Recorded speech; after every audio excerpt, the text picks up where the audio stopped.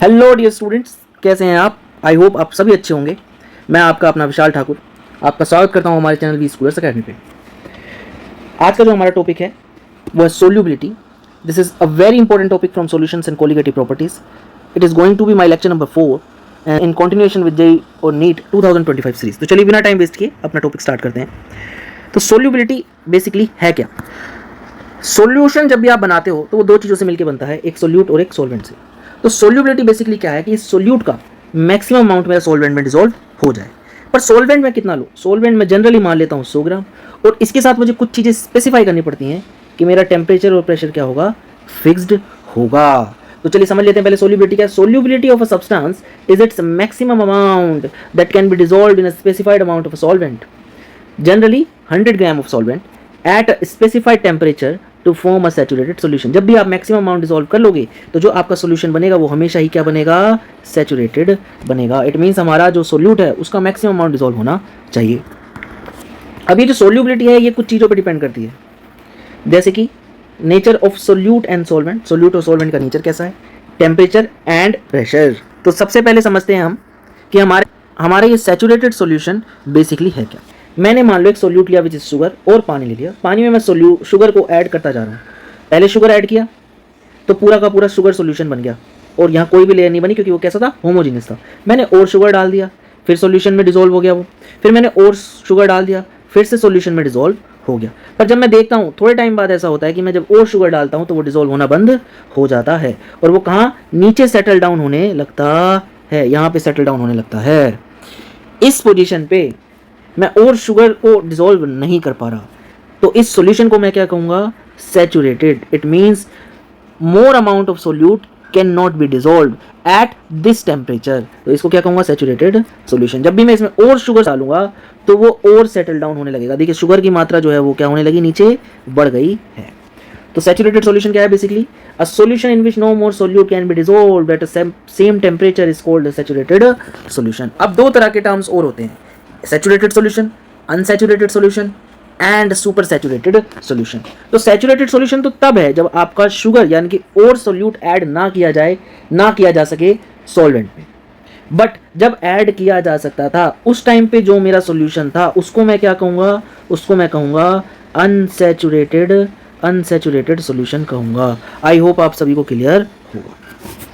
तो unsaturated solution वो solution है जिसमें more and more amount of solute can B dissolve. It is a solution in which more amount of solute can B dissolve eight the same temperature. Next आता है मेरा super saturated solution. Super saturated solution generally तो ऐसे नहीं बनता। आप क्या कर रहे हो, आपने एक क्या लिया, सॉल्वेंट लिया, सॉल्वेंट का टेम्परेचर बहुत हाई कर दिया, उस टाइम पे आप सोल्यूट को ऐड करते गए और हुआ क्या, इस सॉल्वेंट में जितना सोल्यूट डिसॉल्व होना चाहिए था उससे कहीं ज़्यादा सोल्यूट डिसॉल्व हो गया, और उस पोजीशन को मैं क्या कहता हूँ, सुपर सैचुरेटेड सॉल्यूशन, जिसमें जितना डिसॉल्व होना चाहिए था उससे ज़्यादा सोल्यूट डिसॉल्व हो गया।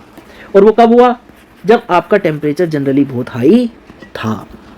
ऐसे जो सॉल्यूशन होते हैं वो आपके अनस्टेबल होते हैं। अगर मैं इनको हल्का सा भी मैकेनिकल स्ट्रेस या फिर हिला दूं तो क्या होगा जी, इसका जो सोल्यूट है जो डिसॉल्व हो गया था वो नीचे सेटल डाउन हो जाएगा। इसलिए ये कैसे होते हैं, मेटा स्टेबल होते हैं और अनस्टेबल होते हैं।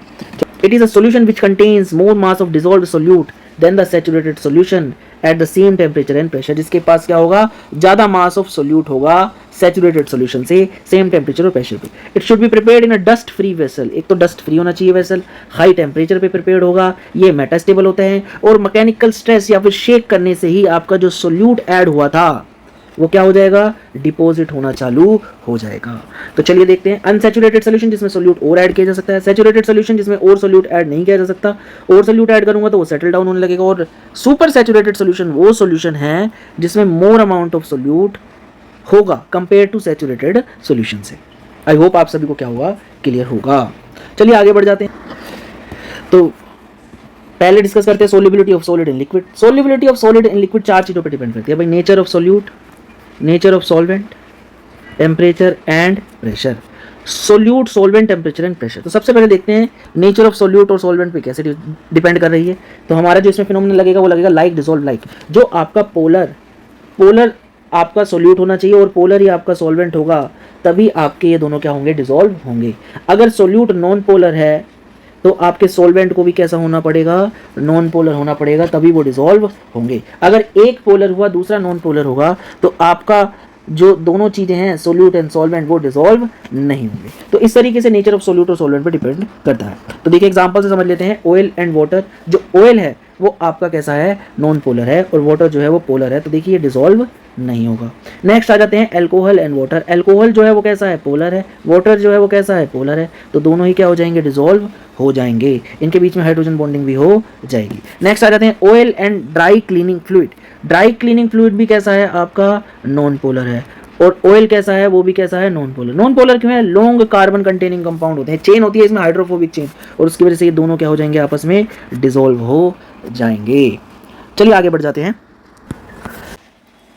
सॉल्यूशन जब भी बनता है तो सोल्यूट और सॉल्वेंट, सोल्यूट उसमें क्या हो जाता है, ऐड हो जाता है। सोल्यूट का सॉल्वेंट में जाना ही सॉल्यूशन के बनने का कारण है। तो बेसिकली क्या हो रहा है, सोल्यूट का अमाउंट आपका सॉल्वेंट में बढ़ता जा रहा है। इस प्रोसेस को कहते हैं डिसोल्यूशन।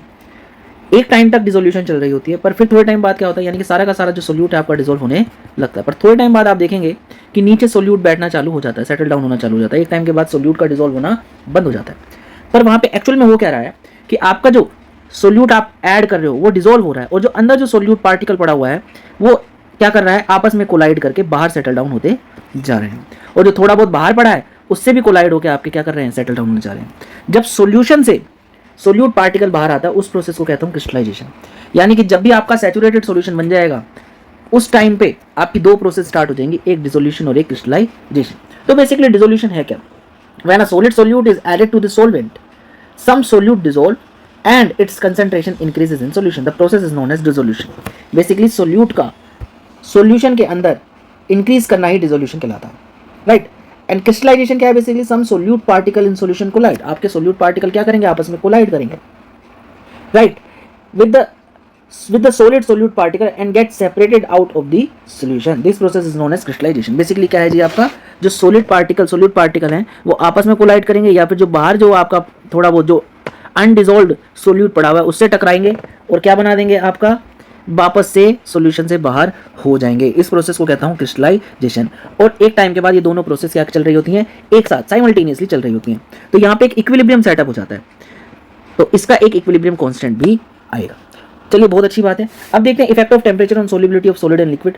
तो बेसिकली क्या है, यहाँ पे एक इक्विलिब्रियम सेटअप हो गया है। तो आपकी जो प्रोसेस है वो दो तरह की हो सकती है, एक हो सकती है एक्सोथर्मिक और एक हो सकती है एंडोथर्मिक। एक्सोथर्मिक प्रोसेस वो होती है जिसमें डेल्टा एच कैसा होता है, आपका नेगेटिव, और एंडोथर्मिक वो होती है जिसमें डेल्टा एच कैसा होता है, आपका पॉजिटिव। एक्सोथर्मिक में हीट क्या हो रही होती है, रिलीज हो रही होती है, बाहर की तरफ आ रही होती है ना। आप टेस्ट ट्यूब को छुओगे तो वो कैसी दिखेगी, गर्म से दिखेगी। पर एंडोथर्मिक में क्या होगा, हीट एब्जॉर्ब हो रही होती है। तो अगर मैं टेम्परेचर बढ़ाऊं किसमें, एक्सोथर्मिक प्रोसेस में, तो सोल्यूबिलिटी क्या करेगी, डिक्रीज करेगी। क्यों, क्योंकि ऑलरेडी हीट इवॉल्व हो रही है, और क्या हो जाएगा जी, बैकवर्ड डायरेक्शन में इक्विलिब्रियम आपका शिफ्ट हो जाएगा, और उसकी वजह से सोल्यूबिलिटी क्या कर जाएगी, डिक्रीज कर जाएगी, आपका सोल्यूट जो है वो बाहर आना चालू हो जाएगा। पर अगर मैं एंडोथर्मिक प्रोसेस में ये करूं, टेम्परेचर में बढ़ाऊं, तो सोल्यूबिलिटी क्या करेगी, आपकी इंक्रीज करने लगेगी। तो जैसे कि आपका एग्जाम्पल क्या है, शुगर सोल्यूशन। आप शुगर सोल्यूशन में देखोगे, आप टेम्परेचर बढ़ाओगे तो more and more sugar cane be dissolved. तो यानी कि वो प्रोसेस कैसी थी, आपकी एंडोथर्मिक थी। बहुत बढ़िया, चलिए आगे बढ़ जाते हैं। Next is effect of pressure on solubility of solid in liquid. आप सॉलिड इन लिक्विड की बात कर रहे हो, तो प्रेशर का एज सच कोई भी इफेक्ट नहीं होता। क्यों, क्योंकि आपका solid as well as liquid both ही कैसे होते हैं, इनकम्प्रेसिबल होते हैं। समझते हैं, आपने एक गैस ली एक कंटेनर के अंदर और ऊपर पिस्टन लगा दिया, पिस्टन पे आपने क्या रख दिया, वेट रख दिया, यानी प्रेशर बढ़ा दिया। तो आप देखेंगे कि गैस जो है वो अब थोड़े से जगह पे आ गई, यानी कंप्रेस हो गई। अगर हम सेम चीज लिक्विड में करें और मैं ऊपर से प्रेशर लगाऊं तो लिक्विड कंप्रेस नहीं होता, आपका ऐसे ही सॉलिड में होता है, क्योंकि ये दोनों ही इनकम्प्रेसिबल होते हैं, ज़्यादा कंप्रेस नहीं होते, इसलिए प्रेशर का इनकी सोल्यूबिलिटी पे कोई भी असर नहीं आता। चलिए आगे बढ़ जाते हैं। Solubility of gases in liquid में भी आपका जो फैक्टर है जो इसको अफेक्ट करते हैं वो क्या है, चार हैं। Nature of gas, nature of liquid, temperature and pressure. One by one सभी को हम डिस्कस कर लेते हैं। नेचर ऑफ गैस और नेचर ऑफ लिक्विड इतना इंपॉर्टेंट नहीं है, बट टेम्परेचर और प्रेशर बहुत ज़्यादा इंपॉर्टेंट है। तो सबसे पहले समझ लेते हैं प्रेशर को। अगर आप प्रेशर बढ़ाओगे गैस का, बेसिकली क्या आपने देखा होगा, पेप्सी की बोतल देखी होगी, उसमें आप देखोगे अगर जो मैं गैस डाल रहा हूं उसका प्रेशर इस लिक्विड पे ज्यादा है तो वो क्या हो जाएगी, ज्यादा से ज्यादा इस पेप्सी के अंदर डिसॉल्व हो जाएगी। सेम चीज यहां पे लग रही है। अगर इस गैस का प्रेशर आप बढ़ा दोगे इस लिक्विड के ऊपर, तो इसकी डिजोल्व यानी इसकी सोल्यूबिलिटी क्या है लिक्विड के अंदर ज़्यादा हो जाएगी। देखिए पहले कम पार्टिकल थे, अब क्या है ज़्यादा पार्टिकल है। क्यों? क्योंकि प्रेशर क्या है, हाई है, तो सोल्यूबिलिटी क्या होगी, सोल्यूबिलिटी भी क्या होगी, हाई होगी। बहुत बढ़िया। यानी pressure of a gas above the liquid is directly proportional to the solubility of the gas in the liquid. Pressure of gas यानी पार्शियल प्रेशर की यहाँ पे बात हो रही है, तो pressure of gas above the liquid is directly proportional to solubility। यहाँ पे solubility को मोल फ्रैक्शन से मैं क्या कर रहा हूँ, डिनोट कर रहा हूँ। यानी मोल फ्रैक्शन जो है वो गैस का क्या कर जाएगा, बढ़ जाएगा इस पोर्शन में, इस लिक्विड वाले पोर्शन में। बहुत बढ़िया जी। अगर मैं इसमें प्रोपोर्शनलिटी साइन को हटाता हूँ तो ये हो जाएगा पी के एच एंड मोल फ्रैक्शन। ये के एच जो है इसको क्या कहता हूँ मैं, Henry's law constant. I hope आप सभी को क्लियर होगा। यही क्या है आपकी Henry law. P is equal to K H X. Basically क्या है, pressure of the gas above the liquid is directly proportional to the solubility of the gas in the liquid. This is called Henry law। और KH क्या है आपका, Henry law constant। ये कहता है effect of pressure. अगर pressure बढ़ाऊंगा तो बेसिकली क्या, सोल्यूबिलिटी इंक्रीज करेगी। देखिए अगर मैं प्रेशर बढ़ा रहा हूँ तो हीलियम N2 और O2 इन तीनों की ही सोल्यूबिलिटी क्या कर रही है आपकी, लिक्विड के अंदर इंक्रीज कर रही है। किसी की ज़्यादा होगी, किसी की कम होगी। तो O2 की ज़्यादा है, He की सबसे कम है। आगे आ जाते हैं इफेक्ट ऑफ टेम्परेचर पे। आप टेम्परेचर का इफेक्ट देखेंगे सोल्यूबिलिटी पे, तो आप देखेंगे कि क्या टेम्परेचर के साथ जो है आपकी सोल्यूबिलिटी क्या कर रही है, लिक्विड के अंदर डिक्रीज कर रही है। जैसे जैसे टेम्परेचर बढ़ रहा है, जैसे जैसे टेम्परेचर बढ़ रहा है, आपकी सोल्यूबिलिटी डिक्रीज करने लग रही है।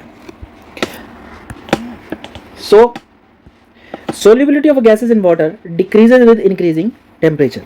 The solubility goes to zero at the boiling point of water।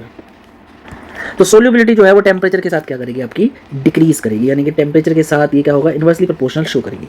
और जब आपका बॉइलिंग पॉइंट पहुंच जाएगा तो सोल्यूबिलिटी क्या हो जाएगी, आपकी जीरो हो जाएगी। तो एक बहुत ही प्यारा सा सवाल बनता है, why does the taste of water changes if it is boiled. यानी कि अगर आप पानी को गर्म करोगे तो उसका टेस्ट चेंज क्यों हो जाता है। तो आप देखेंगे जो पानी में आपकी ऑक्सीजन भी डिसॉल्व होती है, यानी गैसेस डिसॉल्व होती हैं, लाइक CO2, O2 एंड बहुत सारी अलग अलग गैसेस डिसॉल्व होती हैं। तो जब आप टेम्परेचर बढ़ाओगे तो इनकी सोल्यूबिलिटी क्या कर जाएगी, डिक्रीज कर जाएगी। और क्या हो जाएगा, जब ये बॉईल होने लगेगा तो ये सभी गैसेस क्या हो जाएंगी, खत्म हो जाएगी। तो इस वजह से इसका टेस्ट जो है वो क्या हो जाएगा, चेंज हो जाएगा। चलिए आगे बढ़ते हैं। तो हमने क्या देखा, प्रेशर के साथ सोल्यूबिलिटी इंक्रीज करती है, टेम्परेचर के साथ सोल्यूबिलिटी डिक्रीज करती है। और प्रेशर का इफेक्ट जो है वो हेनरी लॉ बताता है, और हेनरी लॉ कांस्टेंट जो है उसको के एच से डिनोट करता हूँ। तो अब देखते हैं के एच जो कि हेनरी लॉ कांस्टेंट है, उसके कैरेक्टरिस्टिक्स क्या है। Characteristics of Henry law constant. चलिए वन बाय वन सभी कैरेक्टरिस्टिक्स को डिस्कस कर लेते हैं। सबसे पहला कैरेक्टरिस्टिक्स, यूनिट ऑफ के एच। आप देखेंगे जो प्रेशर है वो के एच इंटू सोल्यूबिलिटी होता है। एक्स जो है आपका मोल फ्रैक्शन है, और मोल फ्रैक्शन क्या होता है, यूनिटलेस। तो जो के एच की यूनिट होगी वो किस पे डिपेंड करेगी, इस प्रेशर पे। तो के एच की यूनिट क्या होगी आपकी, या तो टोर होगी या फिर आपकी होगी बार होगी। आई होप आप सभी को क्लियर होगा। और भी प्रेशर की कोई भी यूनिट होगी वो के एच की यूनिट होगी। Second, different gases have different value of के एच। अलग अलग गैसेस का अलग अलग के एच की वैल्यू होती है अगर सोल्वेंट आपका क्या है, सेम है। डिफरेंट गैसेस हैव डिफरेंट के H for same solvent. Third क्या है जी, के एच वैल्यू जो है वो इंक्रीज करती है टेम्परेचर के इंक्रीज होने से। बेसिकली क्या है, टेम्परेचर जब इंक्रीज करता है तो आपकी सोल्यूबिलिटी क्या करती है, डिक्रीज करती है। इट मीन्स आपके के एच इंक्रीज करेगा तो सोल्यूबिलिटी डिक्रीज करनी चाहिए। तो अगर मैं यहाँ से देखूँ आपका प्रेशर कांस्टेंट है, तो आप वहाँ से भी देख सकते हैं जो आपका के एच है वो इन्वर्सली प्रोपोर्शनल आएगा किसके, मोल फ्रैक्शन या फिर सोल्यूबिलिटी के। तो आपकी के एच की वैल्यू इंक्रीज करती है तो सोल्यूबिलिटी क्या करती है, सोल्यूबिलिटी डिक्रीज करती है। और टेम्परेचर बढ़ता है तो के एच की वैल्यू क्या करती है, आपकी बढ़ती है, जो कि सही बता रहा है। यानी कि टेम्परेचर बढ़ने से भी सोल्यूबिलिटी क्या करती है, वैसे डिक्रीज ही करती है। चलिए आगे बढ़ जाते हैं हमारे फोर्थ पॉइंट की तरफ। इस के एच की वैल्यू को कैलकुलेट कैसे करूँगा। हमें पता है P is equal to K H x, और अगर मैं प्रेशर और मोल फ्रैक्शन में ग्राफ बनाऊँ तो मुझे ये जो ग्राफ का स्लोप होगा वो मुझे क्या दे देगा, के एच की वैल्यू दे देगा। आई होप आप सभी को क्लियर होगा। चलिए आगे बढ़ जाते हैं, आगे चलते हैं एप्लीकेशन ऑफ हेनरीज लॉ पे। हेनरीज लॉ कहाँ कहाँ पे अप्लाई होती है, ये देखिए, ये स्कूबा डाइवर्स है, ये सिलेंडर में ऑक्सीजन लेके जा रहे हैं, यहाँ पे हेनरीज लॉ अप्लाई होती है। ये कोल्ड ड्रिंक्स की बोतल है, इसमें हेनरीज लॉ अप्लाई होती है। लोग माउंटेन पे चलेंगे या हाई एल्टीट्यूड पे जाएंगे तो उसमें भी आपकी हेनरीज लॉ अप्लाई होती है। तो चलिए वन बाय वन सभी को डिस्कस कर लेते हैं। देखिए होता क्या है कि स्कूबा डाइवर्स जो होते हैं आपके, स्कूबा डाइवर्स अपने साथ सिलेंडर लेके जाते हैं जिसमें गैसेस होती हैं, एयर होती है, राइट। अब जैसे जैसे वो नीचे जाते जाएंगे उनके ऊपर प्रेशर जो है वो इंक्रीज करता जाएगा, और वो जैसे जैसे सांस लेंगे तो ये जो एयर है आपके ब्लड में जाने लगेगी, एयर जो है वो ब्लड में जाने लगेगी। और जैसे जैसे प्रेशर बढ़ेगा ये एयर जो है ज़्यादा से ज़्यादा डिजोल्व होने लगेगी आपके किसमें, ब्लड में। आई होप आप सभी को यहाँ तक क्लियर होगा। पर जब ये वापस आने लगेंगे यहाँ तक तो ठीक है, पर जब ये वापस आने लगेंगे, ऊपर आने लगेंगे, तो प्रेशर क्या करेगा, ग्रेजुअली डिक्रीज करने लगेगा। और ये जो एयर है, ये एयर आपके ब्लड से वापस बाहर आने लगेगी। और ये जो एयर में नाइट्रोजन गैस होती है, ये क्या करेगी, बबल बनाती हुई बाहर आएगी, और जिसकी वजह से जो आपकी कैपिलरी है वो ब्लॉक हो जाएगी। और ये बहुत ही ज़्यादा पेनफुल होता है, और कभी कभी तो आप मर भी सकते हैं। इसको कहते हैं बेंड्स। इसको जो भी ये पेनफुल चीज़ है, इसको कहते हैं बेंड्स। अब ये हो किसकी वजह से रहा था, high concentration of nitrogen in the blood में। अगर आपकी नाइट्रोजन की कंसंट्रेशन बहुत ज़्यादा होगी, उसकी वजह से ऐसा हो रहा था। अब इसी चीज़ को दूर करने के लिए स्कूबा डाइवर्स ने क्या किया, इस नाइट्रोजन के साथ साथ हीलियम भी लेके जाने लगे, जिसकी वजह से नाइट्रोजन की कंसंट्रेशन क्या हो गई, कम हो गई, जिसकी वजह से ये ब्लड में जो आपके बबल्स बन रहे थे वो भी क्या हो गए, कम हो गए। और ये जो पेनफुल चीज़ थी ये क्या हो गई, कंप्लीटली खत्म हो गई। अब आप कहोगे यहाँ पे एप्लीकेशन कैसे आई हेनरी लो की, तो आपने देखा प्रेशर के इंक्रीज करने से आपकी जो एयर थी वो क्या हो रही थी, डिसॉल्व हो रही थी। और प्रेशर के डिक्रीज करने से क्या हो रही थी, एयर जो थी वो डिसॉल्व ना होके बाहर की तरफ आ रही थी, हमारे ब्लड से बाहर आ रही थी। तो आई होप आप सभी को क्या होगा, ये बात क्लियर होगी। तो एक बार देख लेते हैं, scuba divers must cope with high concentration of dissolved gases while breathing air at high pressure under water. Increased pressure increases the solubility of atmospheric gases in blood. When the divers come towards the surface, the pressure gradually decreases. This releases the dissolved gases and leads to the formation of bubbles. Bubbles बन जाते हैं जी, of nitrogen in the blood. This blocks capillaries and creates a medical condition known as bends. इस medical condition को ही क्या कहते हैं जी, bends कहते हैं, जो कि बहुत पेनफुल है और क्या है, डेंजरस है लाइफ के लिए। अब इसको अवॉइड करने का तरीका क्या है, the toxic effect of high concentration of nitrogen in the blood. The tanks used by scuba divers are filled with air diluted with helium. Helium कितनी लेके जा रहा हूँ, 11.7%, जिससे नाइट्रोजन की कंसंट्रेशन क्या हो जाएगी, कम हो जाएगी। ऑक्सीजन क्या लेके जा रहा हूँ, ज़्यादा, 32.1%। जनरली एयर में इतनी नहीं होती। आई होप आप सभी को क्या होगा, क्लियर होगा। चलिए आगे बढ़ जाते हैं, नेक्स्ट एप्लीकेशन की तरफ बढ़ते हैं, which is soft drink. Soft drink में जो होता है CO2 डिसॉल्व होती है, तो आप इस CO2 को हाई प्रेशर पे डिसॉल्व करते हो। हाई प्रेशर जब मैं CO2 का दूंगा तो ये क्या होगा, इस ड्रिंक में क्या होने लगेगी, मोर एंड मोर CO2 क्या होने लगेगी, आपकी डिसॉल्व हो जाएगी। यही क्या एप्लीकेशन है, किसकी है, नीलो की। To increase the solubility of CO2 in soft drinks and soda water, the bottles are sealed under high pressure. आप हाई प्रेशर पे उसको सील करते हो। चलिए आगे बढ़ जाते हैं, नेक्स्ट एप्लीकेशन की तरफ बढ़ते हैं। आप जैसे जैसे माउंटेन्स, ये आपका मान लीजिए धरती का लेवल है, इसके नीचे क्या है, सी है, इसके ऊपर क्या है, एटमॉस्फेयर, राइट। तो जैसे जैसे आप नीचे जाओगे, नीचे की तरफ जाओगे, तो मोर एंड मोर सी आपके ऊपर आ जाएगा, तो आपका प्रेशर क्या करेगा, इंक्रीज करेगा। पर जब आप ऊपर की तरफ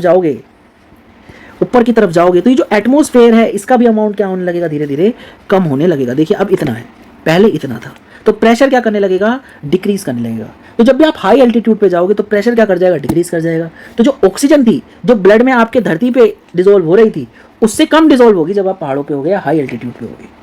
तो जो क्या होगा, जो हमारे ब्रेन को ऑक्सीजन की जरूरत है वो वहां तक पहुंच नहीं पाएगी, और जो हमारा ब्रेन सोचने का काम करता है वो क्या हो जाएगा, थोड़ा सा कम कर देगा, यानी वीक हो जाएगा, अनेबल टू थिंक हो जाएगा। और इसी कंडीशन को क्या कहते हैं, एनोक्सिया। चलिए देख लेते हैं, at high altitude the partial pressure of oxygen is less, pressure कम हो गया, then that at the ground level. This leads to the low concentration of oxygen in the blood and the tissue of people living at high altitude. जो high altitude पे लोग रह रहे हैं, उनके टिश्यू में और ब्लड में ऑक्सीजन की कमी होती है, as well as to the climbers, जो पहाड़ों पे चढ़ने जाते हैं। Low blood oxygen causes climbers to become weak, वो क्या हो जाते हैं, वीक हो जाते हैं, और वो सोच नहीं पाते, unable to think clearly. This symptoms are called और नोन एज एनोक्सिया। इसी को क्या कहते हैं जी, एनोक्सिया कहते हैं, जब वो ढंग से सोच नहीं पाते। आई होप आप सभी को ये बात क्लियर होगी। This is also an application of Henry's law. चलिए आगे बढ़ जाते हैं, next is effect of temperature. Effect of temperature although हम बात कर चुके हैं। हम क्या देखते हैं भैया, आप जब भी देखोगे सॉफ्ट ड्रिंक जब ठंडी होगी तो उसमें गैस जो डिसॉल्व होगी वो ज़्यादा होगी, और जब सॉफ्ट ड्रिंक आपकी हॉट होगी, गर्म होगी, उसमें जो गैस डिसॉल्व होगी वो क्या होगी, कम होगी। होता क्या है, कोल्ड में गैस जो है वो ड्रिंक के अंदर है, पर जब इसको हॉट कर दूंगा तो गैस कहाँ आ गई आपकी, अब ऊपर की तरफ आ गई, अब वो डिसॉल्व नहीं है। इसलिए लोग कहते हैं कि जब भी आप सॉफ्ट ड्रिंक लें उसको हिलाए ना, उससे क्या होगा, वो गर्म हो जाएगी और आपकी जो गैस है वो ड्रिंक के अंदर से अलग चली जाएगी। इसको भी क्या, इसका मतलब क्या है कि जब भी मैं टेम्परेचर बढ़ाऊंगा, आपकी जो सोल्यूबिलिटी है वो क्या करेगी, डिक्रीज करेगी। The solubility of gases in liquid decreases with rise in temperature. ऐसा इसलिए होता है क्योंकि ये प्रोसेस कैसी होती है, एक्सोथर्मिक प्रोसेस होती है, और जब भी मैं टेम्परेचर बढ़ाऊंगा तो क्या होगा कि आपका जो गैस डिसॉल्व हुई थी वो वापस से बाहर आने लगी, क्योंकि ऑलरेडी हीट क्या हो रही थी, रिलीज हो रही थी। चलिए बढ़ लेते हैं, solubility of gases in liquid decreases with rise in temperature. When dissolved the gas molecules are present in liquid phase and the process of dissolution can be considered similar to condensation. And heat is evolved in this process. Heat evolved हो रही है. We have learned in the last section that dissolution process involves dynamic equilibrium and thus must follow Le Chatelier principle. As discussion is an exothermic process, the solubility should decrease with increase of temperature. ये इसलिए पढ़ रहा हूँ जी, ये NCERT से line है. आपके लिए एनसीईआरटी बहुत ज़्यादा इंपॉर्टेंट है. तो इसलिए आप डायरेक्टली यहीं से नोट्स बना सकते हैं और उसको लेके पढ़ सकते हैं. आपको बार बार एनसीईआरटी की तरफ जाने की जरूरत नहीं पड़ेगी. आज के लिए इतना ही. Thank you so much. Next video तक के लिए हमारे साथ बने रहिए. हमारे चैनल को लाइक कीजिए, सब्सक्राइब कीजिए, फॉलो कीजिए और हमारे बेल आइकन को दबाना ना भूलें. Thank you so much. तो स्टूडेंट, हमारे कुछ चैनल जिन्हें आप फॉलो कर सकते हैं, जैसे कि threads, YouTube, Facebook, website and Insta पे हमें फॉलो करना ना भूलें, क्योंकि उस पर हम हमेशा हर दिन एक क्वेश्चंस अपलोड करते हैं जिसका सॉल्यूशन हम नेक्स्ट डे आपको देते हैं. आप उसको सॉल्व करके नेक्स्ट डे अपना सॉल्यूशन चेक कर सकते हैं कि आपने सही किया या नहीं किया. और अगर किसी को इस तरह की चीज़ों की केमिस्ट्री में किसी तरह की प्रॉब्लम है और कोई भी ज़रूरत है तो वो हमें आप कमेंट सेक्शन में बता सकते हैं. हम आपकी प्रॉब्लम को दूर करने में हेल्प करेंगे. जब तक नई वीडियो नहीं आती तब तक के लिए thank you so much. Sayonara, शब्बा खैर, बाय बाय.